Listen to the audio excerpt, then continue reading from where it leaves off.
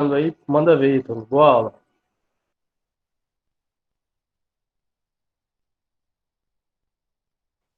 Sem som, Ítalo. Boa noite mais uma vez, pessoal. Sejam bem-vindos aí a essa aula de redação. Temos aí um tempinho para falar um pouco mais aí, de uma forma um pouco mais profunda, a respeito da redação do Enem.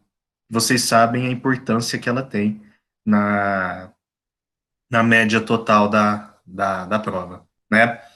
O objetivo aqui é poder passar para vocês aquilo que a prova avalia, né? Mais do que simplesmente termos o conhecimento acerca do tema, que geralmente a gente fica tão preocupado, né, em relação a qual tema pode cair, se eu sei sobre o tema, o que eu tenho que saber, como que eu tenho que abordar, enfim. Mais importante do que saber sobre o tema é saber sobre a prova, é saber sobre aquilo que é avaliado. Então, eu vou fazer aqui com vocês uma abordagem sobre as 5 competências e vou dar dicas em relação a cada uma delas sobre a forma como vocês devem atender cada uma. Afinal de contas, é o que está sendo avaliado, é o que a gente precisa mostrar domínio dentro da prova de redação. Então, bora lá. Vou compartilhar minha tela aqui com vocês, acompanhe aí. E qualquer dúvida que vocês tiverem, vocês podem mandar pelo bate-papo ou me chamar pelo áudio mesmo, tá? Qualquer momento eu paro para falar com vocês. Só as mensagens que eu não tenho acesso quando eu estou com a minha tela aberta aqui da apresentação, mas quando eu sair dela e eu vejo, eu posso responder. Combinado? Então vamos lá. Compartilhar aqui.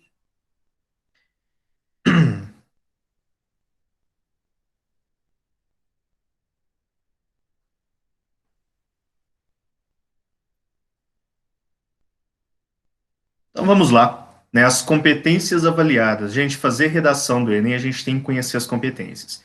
A gente precisa entender o que é que está sendo avaliado para que a gente possa apresentar na prova aquilo que é avaliado. Né? Então, o que, que a gente precisa saber? O que, que nós precisamos saber em relação à prova de redação? A primeira competência é a competência 1. O que, que essa competência avalia? Ela vai avaliar o domínio da norma padrão da língua portuguesa, ou seja, nós precisamos demonstrar o conhecimento da língua portuguesa em relação aos seus aspectos ligados às questões de regras gramaticais. Aí entra ortografia, entra adequação do vocabulário, entra a sintaxe, né, que é a organização sintática do texto, a construção adequada dos períodos, a colocação de orações subordinadas, aí você fala, cara, eu nem lembro o que o que eu comi ontem na janta, imagina o que é uma oração subordinada. Mas está aí a importância de vocês perceberem o quanto é necessário ter esses conhecimentos, porque eles nos ajudam na produção de texto. E isso que se torna um diferencial, porque a competência 1 vai avaliar se vocês sabem escrever, né, se vocês conhecem as regras de língua portuguesa. Ou seja, no básico, a norma padrão, a competência 1 vai avaliar os desvios de escrita, ou seja, se você errou mais ou se você errou menos. E saibam vocês, na prova do Enem, na competência 1, vocês sabem que as competências são 5 competências, cada uma delas vale de 0 a 200 pontos. Elas são divididas em 5 níveis cada uma. Então, a gente tem o nível 1, 2, 3, 4 e 5. O nível 5 é um nível maior, de 200 pontos. O nível 4 é o nível de 160 pontos. O nível 3 é o nível de 120 pontos. Quem já fez Enem sabe que as notas elas são dadas de acordo com o nível. Tá? Então, vejam o seguinte: na competência 1, nós temos aí que dar uma atenção especial para aquilo que é convenção de escrita, ou seja, o que, que é a convenção da escrita? Né? A convenção da escrita, as convenções da escrita, melhor dizendo, são questões clássicas de acentuação, ortografia, separação silábica, uso do hífen, uso de letras maiúsculas e minúsculas, se a gente sabe diferenciar quando a gente põe uma palavra com letra com inicial maiúscula, quando pode ser, né, letra minúscula, principalmente quem escreve com letra de forma, é importante saber diferenciar ali o que é maiúsculo do que é minúsculo. Outra questão que é avaliada são os aspectos gramaticais, ou seja, concordância verbal e nominal, quando a gente concorda o verbo com o sujeito, por exemplo, flexões de nomes e verbos, a conjugação do verbo no tempo correto, no modo correto, pontuação, né, que é a questão ali da construção dos períodos, a pontuação colocada no lugar adequado, a regência verbal, a regência nominal, que é quando o verbo rege preposição ou não, né? Quando nós temos um nome que também rege preposição, que pede ali um complemento, e a colocação pronominal. Aí pensa o seguinte, poxa, você está falando de coisa aí que eu não lembro mais, e aí, como que a gente faz? Nunca é tarde para buscar algumas informações a respeito disso. É importante conhecer para fazer a prova, e tentar, digamos assim, eu costumo dizer que é tentar errar o menos possível, já que na competência 1 nós somos avaliados levando em conta a quantidade de erros. E aí eu estava falando da nota máxima, que é a nota de 200 pontos, fica na nota máxima aquela redação em que o corretor consegue encontrar até 2 desvios apenas. Ou seja, ele precisa encontrar um desses, ou melhor, 2 de todas essas questões que eu trouxe aqui para vocês. Ou seja, ele vai encontrar um de acentuação e outro de colocação pronominal. Pronto. É o máximo. A partir de um terceiro desvio, a gente cai 40 pontos. Cai para o nível 4, que é o nível de 160 pontos. E aí, os erros, conforme eles vão aparecendo, o nível vai caindo, vai descendo. Aí tem o nível que é dos 120 pontos, 80 pontos, 40 pontos e nota zero. Nota zero aí já é aquele que não tem conhecimento nenhum a respeito da língua portuguesa, né? Outra questão importante é a escolha de registro. Já que a gente está fazendo uma dissertação que é argumentativa, é um texto formal, então nós fazemos uma adequação à modalidade formal. Então é verificado se não há o uso de registro informal ou marcas de oralidade. Sabe essa linguagem que a gente usa no dia a dia, né? Que não é tão presa às questões das regras gramaticais? A linguagem coloquial. Na redação a gente não pode fazer uso dessa linguagem. Tem que ser a escolha da norma padrão, ou seja, evitar ali expressões típicas da oralidade, por exemplo, tipo, aí, né? A gente precisa adequar o nosso vocabulário àquela situação que é a dissertação argumentativa. Uma outra questão que é avaliada também é a de escolha vocabular. A escolha vocabular, pessoal, está relacionada à precisão do vocabulário empregado, ou seja, as palavras que nós trazemos para dentro do texto.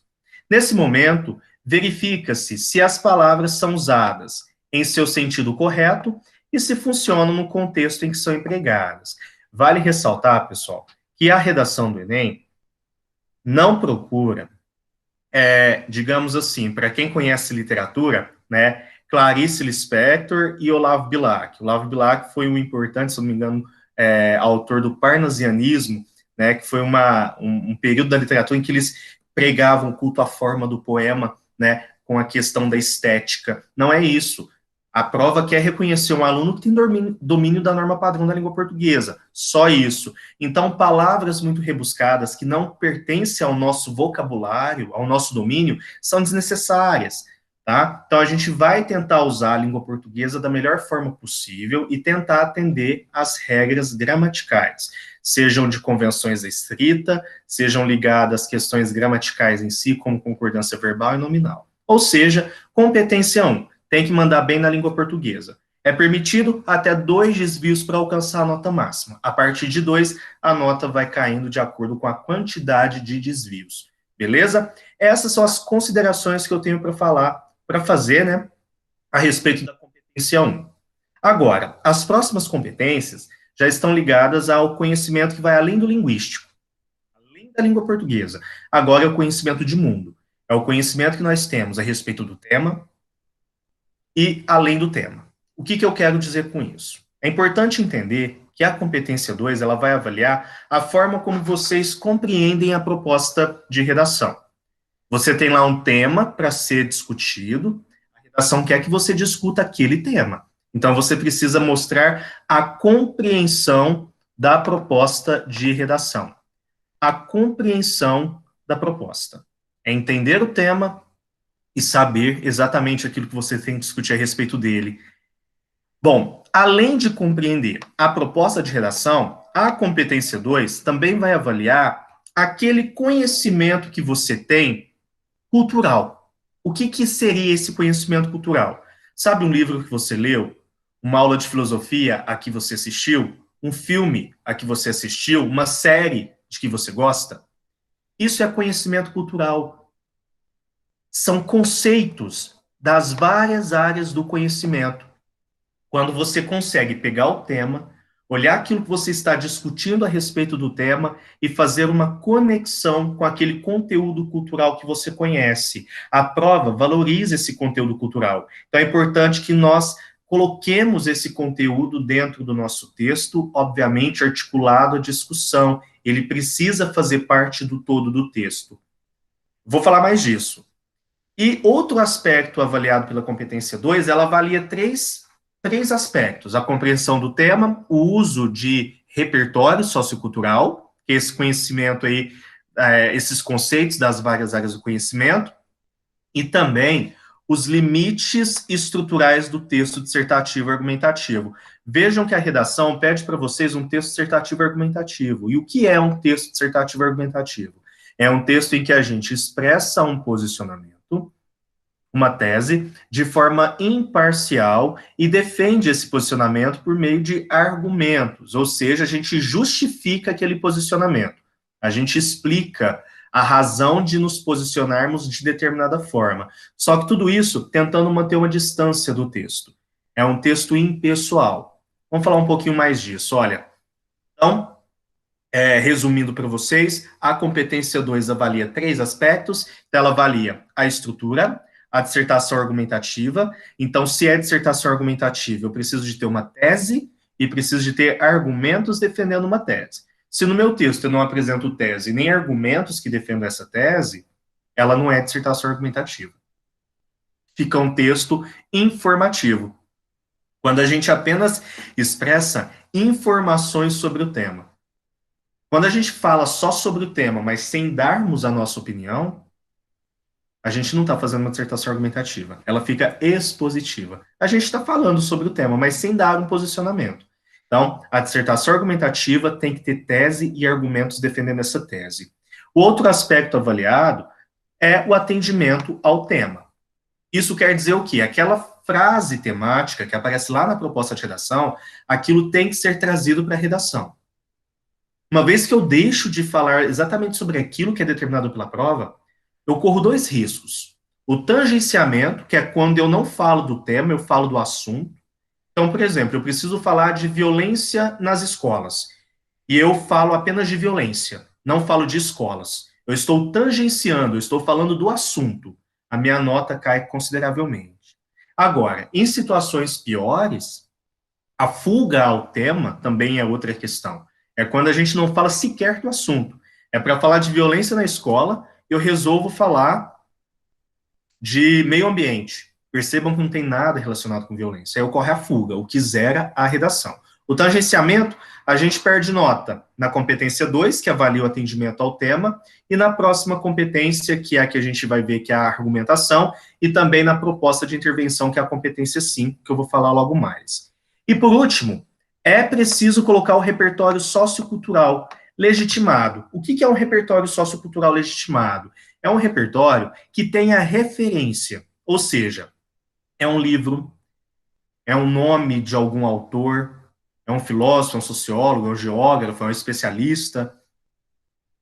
Se for filme, o nome do filme, né? Se for a série, o nome da série, precisa ser legitimado por uma das áreas do conhecimento. Área científica, cultural, tá? Aqui eu coloquei algumas dicas para vocês na sequência. Então, só relembrando aqui rapidamente a estrutura da redação. Então, nós temos aí a introdução, o desenvolvimento e a conclusão. Então, é o seguinte, pessoal, vou dar uma dica rápida para vocês em relação a essa estrutura. Lembre-se de que na redação vocês têm 30 linhas para fazer o texto. Ou seja, a gente tem que, ao mesmo tempo, saber controlar a quantidade de informações que a gente coloca, porque 30 linhas, para quem escreve muito, né, é um problema. Então, a gente tem que saber, né, organizar ali para trazer as informações essenciais para a produção do texto. Então, o ideal é que façamos um parágrafo de introdução, dois de desenvolvimentos e um de conclusão. Então, o nosso texto ele terá 4 partes: uma introdução, um desenvolvimento e 2 desenvolvimentos e uma conclusão. Em cada um deles, nós teremos o cuidado de ter mais ou menos 7 linhas e meia. 7 linhas, tá? 7 linhas. Para a gente ter um texto bem organizado, com as informações bem distribuídas. Lembre-se de que é importante não deixar uma parte sobressair a outra, ou seja, ficar muito diferente em relação ao tamanho. Isso não é tão positivo para as redações do Enem, beleza? Então, vocês têm mais ou menos uma média. 30 linhas dividido por 4 vai dar mais ou menos aí 7 linhas e meia. Ítalo, mas precisa ser exato assim? Claro que não. A gente só precisa ter um cuidado para não fazer uma introdução muito extensa, porque a introdução ali não pode ocupar o espaço principal do texto, que é a argumentação. Lembre-se que o espaço principal do texto, que vocês têm que deixar um espaço maior, é na parte da argumentação, que é o momento que vocês estão justificando o ponto de vista de vocês.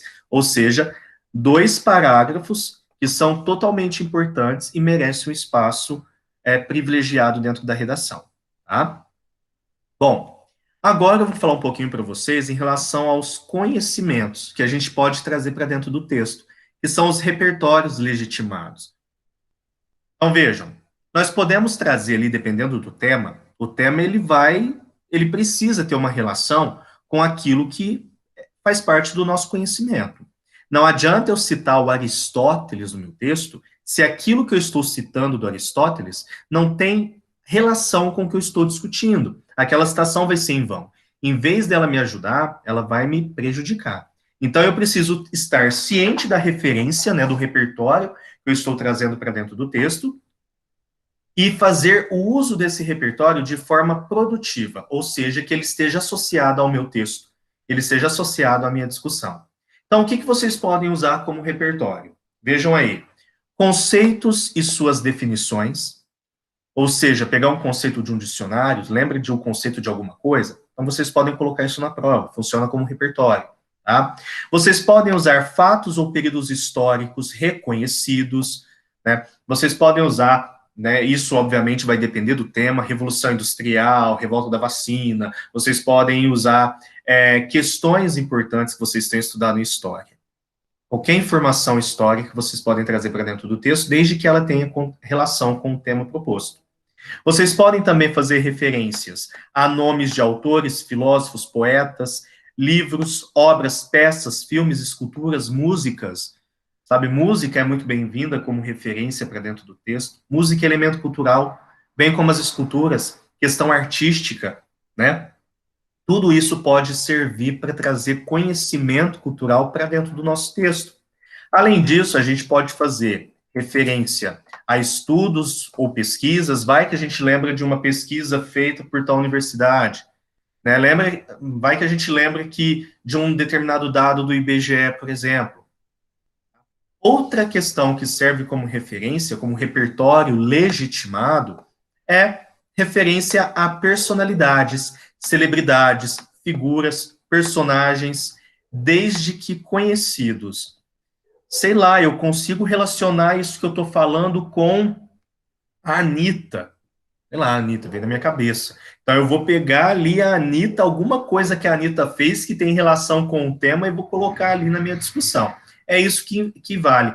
É a referência articulada à sua discussão, independente da referência que seja. Lembrando, obviamente, independente da referência que seja, desde que seja uma referência legitimada. A gente pode fazer também referências aos meios de comunicação, aos jornais, às redes sociais, à mídia no geral, né? E também aquilo que é impresso, né? O jornal o Globo, a revista Veja, enfim, Rede Globo, Folha de São Paulo, enfim, é o conhecimento de vocês. Qualquer conhecimento que vocês saibam colocar referência, ele é válido para a redação. E ele tem uma função específica. É a função de fortalecer a argumentação de vocês. A gente vai desenvolver argumentação, ou seja, a gente vai dar uma opinião lá na introdução e tem que defender essa opinião por meio do desenvolvimento. Beleza. Então, qual é a função do repertório? A função do repertório é fortalecer a minha argumentação, é estabelecer uma relação de sentido, é mostrar, olha, A minha opinião, o meu argumento tem uma base cultural, tem uma base científica. Então, ele deve ser validado. É como se o repertório validasse o nosso posicionamento. É como se ele validasse a nossa argumentação. É essa a função do repertório. Combinado? Então, lembrem-se de algo e relacionem com a discussão. Obviamente que não, eu poderia ficar horas falando sobre isso, porque tem muita coisa interessante na competência 2, tá? Mas eu estou tentando ser o mais breve possível para dar tempo de falar os principais pontos que os alunos mais cometem erros, tá? Para vocês evitarem isso. Então, esquecem de colocar referência ou colocam referência que não esteja articulada com a discussão. Então, Professor, Oi? quando eu devo usar aspas, dois pontos, quando eu for citar um filósofo? Você vai usar só quando você tiver certeza que a citação é literal, ou seja, que ela é aquilo exatamente como o autor disse. O que eu vou te recomendar é o seguinte: não se prenda a isso. Reproduza a voz do narrador, da voz do autor. Coloca lá, de acordo com autor tal, e você fala aquilo que ele falou, por meio do discurso indireto. Tudo bem? É bem mais produtivo para a redação fazer dessa forma. Certo? Professor, entendi. Obrigada. Oi. A gente pode argumentar também, tipo, como de acordo com a série, blá, blá, blá, tem a ver com o tema, alguma coisa assim? Sim, pode. Pode sim, sem problema nenhum. É conhecimento cultural. É super válido. Tá? Só lembrando que você precisa trabalhar bem com ela dentro do texto, mostrar qual que é a relação da série que você está citando com aquilo que você está discutindo. É isso que vale. Porque senão a gente usa a série, mas não consegue deixar claro qual é a relação que ela tem com aquilo que estamos discutindo, aí ela vai ser invalidada. Tudo bem? Então pode usar tranquilamente. Desde que ela tenha relação com a discussão. Imagina. Pessoal, então, em relação às referências, são essas as considerações sobre a competência 2. Agora, falar aqui rapidinho da competência 3. Essa parte, pessoal, ela é a parte da construção da argumentação, ou seja, a explicação a respeito do nosso posicionamento. Quando a gente dá uma opinião, nós temos uma opinião, formamos uma opinião em razão de alguma coisa. Se a gente tem opinião assim, eu não gosto de tal filme. O filme é péssimo. É a sua opinião. Por que é opinião? Porque alguém pode discordar, falar, nossa, o filme é muito bom. Quando você fala que o filme é péssimo, há uma razão para você falar que ele é péssimo. Essa razão é a sua argumentação. É o momento que você vai explicar para aquela pessoa o porquê que você acha o filme péssimo. Veja, você não tem ali necessariamente obrigação de fazê-la concordar com você, mas que ela possa entender de uma forma coerente o porquê de você achar o filme péssimo. Então, quando você dá uma opinião sobre o tema, então você tem que conhecer o tema. Né? Você precisa saber sobre o tema. E o que ajuda você a entender o tema, muitas vezes, é a própria coletânea. Né? Então, você lê a coletânea, lê aqueles textos motivadores, aquilo ajuda você a entender o tema. Aquelas informações, vocês devem evitar usá-las no texto. Tá? Se vocês se prendem àquelas informações, vocês perdem nota. Então, fiquem atentos. O ideal é vocês trazerem conhecimentos de fora. Tudo bem? Bom, conforme for chegando pergunta aí, depois eu vou respondendo quando eu terminar a apresentação, viu, gente? Que eu só escutei que chegou, eu não consigo ver. Se é que chegou, né? Eu ouvi um barulho aqui, eu acredito que tenha chegado. Bom, a competência 3, então, está relacionada à forma como nós selecionamos, relacionamos, organizamos, interpretamos informações, fatos, opiniões e argumentos em defesa de um ponto de vista, tá bom? O que isso tudo quer dizer? Seguinte, essa competência, que é a competência 3, ela vai avaliar a construção de sentido do texto. Isso quer dizer o quê? Ela avalia como o nosso texto ele foi construído. Sabe a nossa opinião?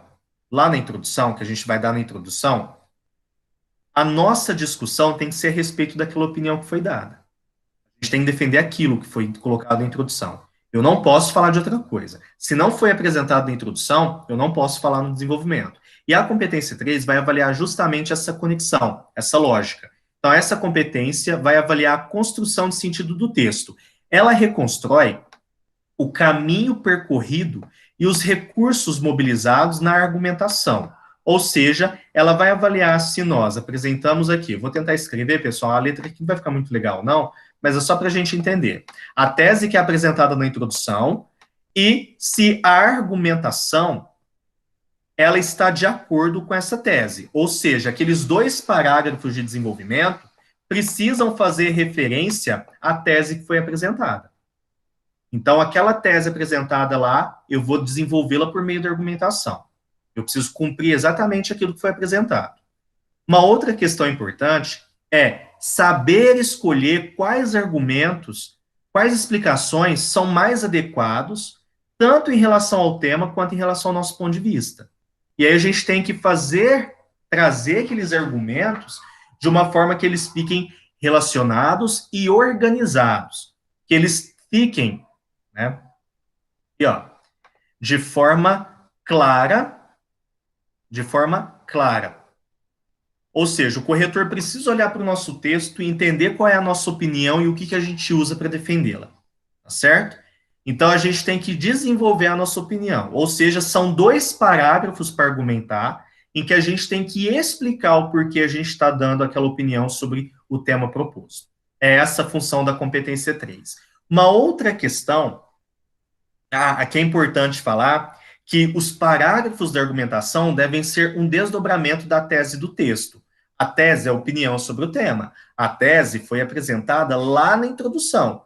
Ela apresenta na introdução aquilo que será desenvolvido no decorrer do texto. Então, a gente coloca a opinião lá no primeiro parágrafo, no segundo e no terceiro, o que a gente faz? Explica essa opinião. A gente tem que ter 2 pontos para defender essa opinião, já que a gente tem que ter, no mínimo, 2 parágrafos de desenvolvimento. Então, o que eu recomendo? Dividam a tese de vocês em 2 tópicos. Eu vou chamar de tópico A e B. Então, na tese, vocês vão dividi-la em A e B. Vocês vão falar 2 coisas como opinião, bem breves, porque lá em cima vocês só estão apresentando. Cada letra dessa, vocês vão fazendo um desenvolvimento. Então, a gente tem aqui o desenvolvimento 1 e o desenvolvimento 2, já que são 2 parágrafos. Em cada desenvolvimento, vocês vão falar de um aspecto que vocês colocaram na tese. Eu posso fazer 3 desenvolvimentos? Não há necessidade, mas poder pode. Só não recomendo porque você vai tratar de 3 aspectos de forma superficial. Não vai dar para aprofundar em nenhum. E o que vale é o desdobramento de vocês em relação à tese apresentada, ou seja, a explicação. Tá? Então, olha, fiquem atentos. Vocês devem selecionar os argumentos, ou seja, escolher os melhores argumentos para colocar no texto. Esse é o processo de escolha, tá? Vocês devem trazer para o texto aquilo que está relacionado ao tema proposto. O outro aspecto é a relação entre esses argumentos. Ou seja, você precisa guiar o leitor sobre o seu ponto de vista, mostrar que você está encadeando as ideias, ou seja, que aquilo que você coloca no texto tem uma relação de sentido. Nosso texto ele não pode ser construído com ideias soltas. As ideias que estão ali, todas se complementam. E é isso que a gente tem que mostrar por meio da relação. Um outro ponto é a organização. A forma como a gente articula ali o que vem primeiro, o que vem depois. É a hierarquia, tá? Os argumentos mais importantes, aquilo que a gente julga mais importante, sempre vem no começo. Sempre vem no início, ali no primeiro desenvolvimento. E depois vem no segundo. Tudo bem? E, por fim, a interpretação. Tá? Interpretar é contextualizar. O que isso quer dizer? A gente precisa saber expressar o nosso posicionamento. Lembre-se que o corretor, ele não está na nossa cabeça para saber o que você quer dizer com aquilo. Tá? Você tem que dizer. Você tem que deixar claro, ou seja, a clareza. É explicar bem a sua opinião. É desenvolver bem a sua argumentação. Como se você estivesse ali do lado do corretor explicando para ele por que você deu aquela opinião. Porque às vezes a gente lê e fala, o que você quis dizer com isso? Aí você vai explicar, pois é, essa explicação sua, ela tinha que fazer parte do texto. Por isso que é tão difícil argumentar, porque a gente tem que saber expressar. Eu nem diria que é difícil, tá? A gente só tem que entender que a gente tem que explicar bem. Outra questão que é avaliada aí, nessa competência, na competência 3, é o projeto de texto. O projeto de texto, pessoal, ele está relacionado justamente à organização do texto, à hierarquia, tá? Lembra da tese A e da tese B? Quando eu defino a minha tese A e a minha tese B, eu vou mostrar para o corretor, olha, corretor, eu vou falar de A e vou falar de B. E o corretor vai buscar essas informações no seu texto. Então, ele vai ver se você falou de A, e depois ele vai ver se você falou de B. E depois ele vai ver se você conclui A e B. Então, na introdução, vocês decidem tudo que vocês vão fazer no restante do texto. Então, isso é o projeto de texto. Quando eu tenho um bom projeto de texto, ou seja, definido lá o tópico A e o tópico B da tese, falo do tópico A, falo do tópico B no desenvolvimento e fecho o tópico A e B, eu tenho o bom projeto de texto. Esse projeto de texto, associado ao bom desenvolvimento da argumentação, ou seja, a boa explicação do nosso posicionamento, a gente alcança a autoria. A autoria é o resultado da boa organização do texto e do bom desenvolvimento. A autoria faz com que alcancemos os 200 pontos na competência 3, que é esse o nosso foco, atingir a nota máxima ou a nota maior, né? A maior nota possível. Então, os 200 pontos a gente alcança sabendo organizar bem o texto, que isso a gente consegue fazer na prática, né? Fazendo textos, e também com o bom desenvolvimento da argumentação, explicando bem. São esses 2 pontos que a gente precisa atender para alcançar a nota máxima. Tá? Na competência 3. Quanto mais evidente e estratégico o projeto, ou seja, quanto mais evidente o corretor perceber lá A e B na introdução, A e B do desenvolvimento, A e B na conclusão, mais alto é o nível da nota na competência 3. É organizar o texto e explicar bem.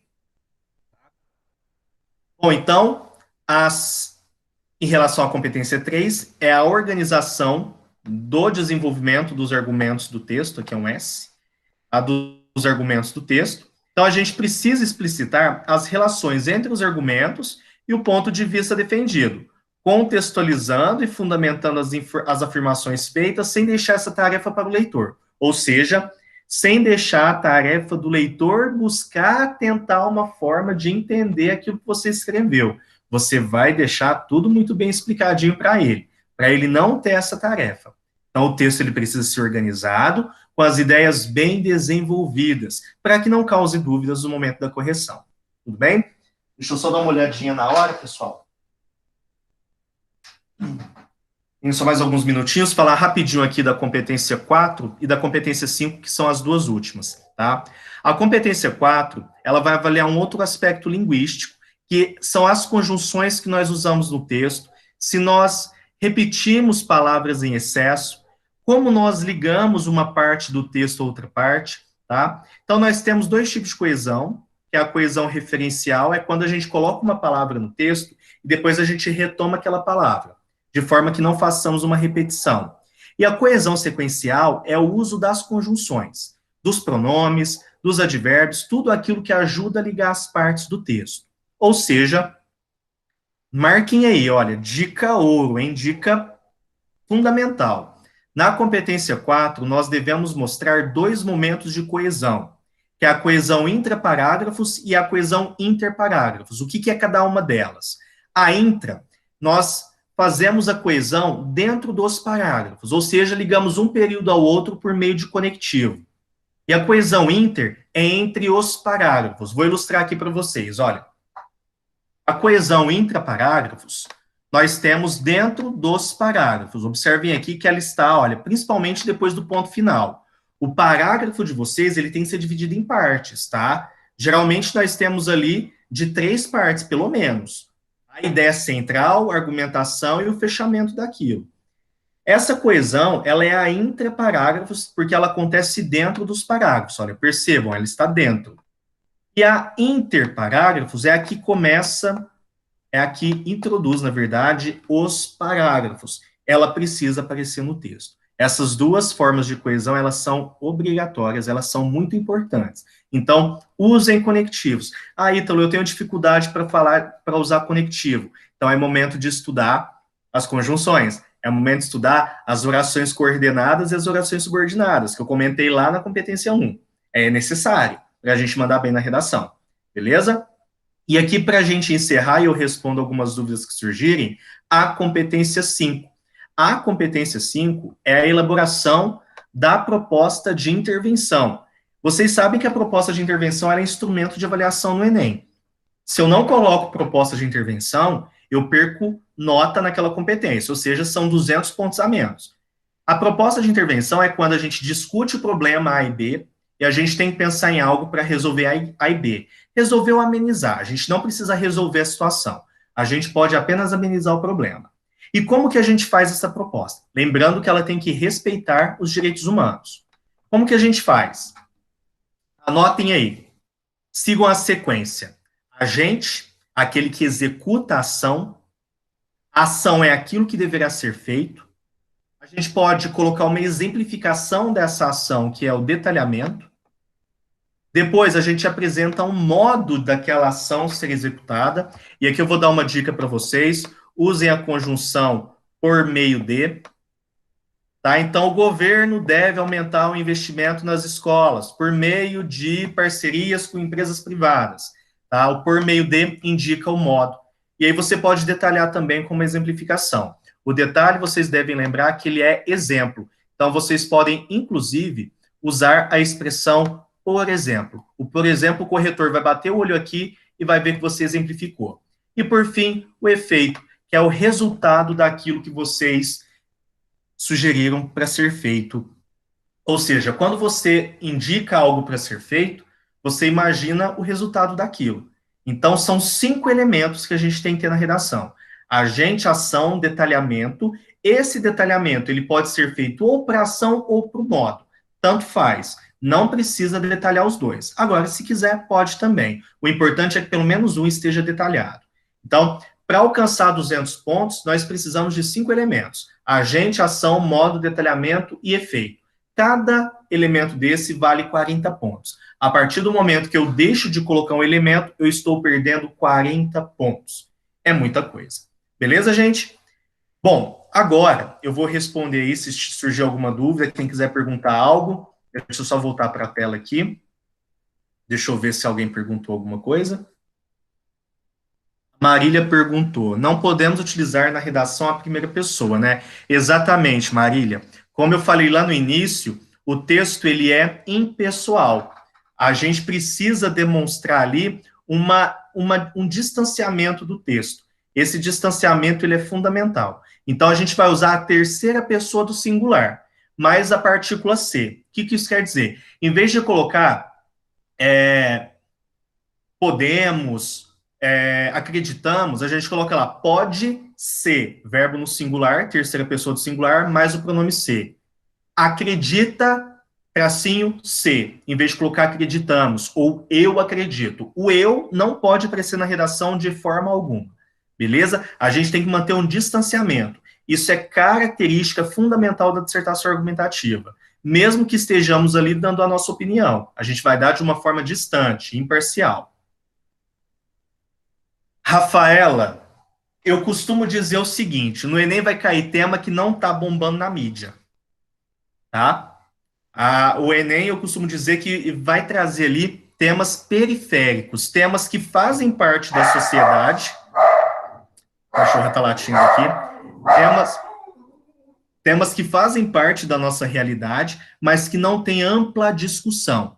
Coronavírus não vai cair na redação, pode ter certeza que não. Se cair, vai ser uma inovação para o Enem, mas provavelmente não. A gente vai se atentar aos pormenores da sociedade.